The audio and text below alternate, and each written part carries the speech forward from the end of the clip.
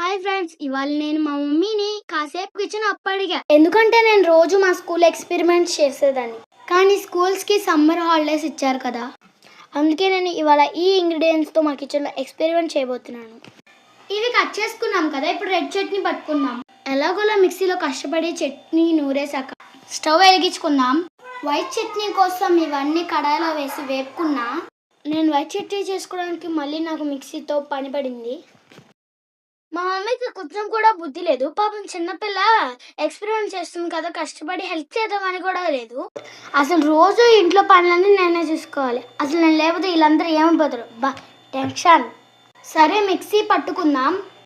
అసలు first experiment అయిపోయిన తర్వాత మా డాడీకి టేస్ట్ చూపిద్దాం అనుకున్నాం. కానీ మా డాడీ ఏమో ఫస్ట్ మా కెమెరామ్యాన్కి ఇమ్మన్నాడు. కెమెరామ్యాన్ అయితే మా డాడీకి ఇమ్మన్నాడు. వీరి ఇద్దరు ఎందుకు ఇలా అనుకుంటున్నా నాకు అస్సలు అర్థం కావట్లా. ఇప్పుడైతే మిక్సీ మీద ఎక్స్పెరిమెంట్ అయిపోయింది. ఇప్పుడు జార్ అయితే ఓపెన్ చేసి చట్నీ ఎలా ఉందో చూడాలి.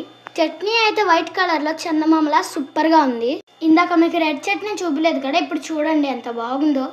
మా మమ్మీని టేస్ట్ చేయమంటే నీ ఎక్స్పెరిమెంట్ని చూసి కడుపు నిండిపోయింది అంటుంది. ఇవన్నీ ఒక గిన్నెలోకి తీసేసుకొని దోశ వేద్దాం పదండి. మీరందరూ వీడియో అయితే చూస్తున్నారు కానీ లైక్ అండ్ షేర్ సబ్స్క్రైబ్ అయితే చేయట్లేదు. ఇవన్నీ చేయండి ప్లీజ్. ఇప్పుడు మనం మెయిన్ ఎక్స్పెరిమెంట్ చేస్తున్నాం, మనం జాగ్రత్తగా ఉండాలి. ఇప్పుడు ఈ దోశ నిన్నున్నగా గుండ్రంగా చందమామ టైప్లో తేవాలి. నేను తెల్లగా తెద్దాం అనుకున్న ఈ దోశ కూడా నల్లగా అయిపోయింది ఎండలకి. ఈ దోశని మనం ఫస్ట్ కెమెరామ్యాన్కి పెడదాం. ఇది పల్లి చట్నీ, ఇది రెడ్ చట్నీ, ఇదైతే మనం కష్టపడేసిన దోశలు. టిఫిన్ ఇచ్చాకేమో మా డాడీ రియాక్షన్ ఇలా ఉంది. మా కెమెరామ్యాన్ రియాక్షన్ ఏమో ఇలా ఉంది. Okay, thank you.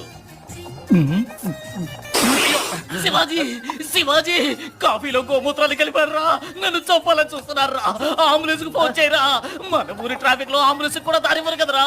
ఫ్రెండ్స్, మనం చేసిన ఎక్స్పెరిమెంట్ అయితే సక్సెస్ఫుల్ అయింది. బాయ్.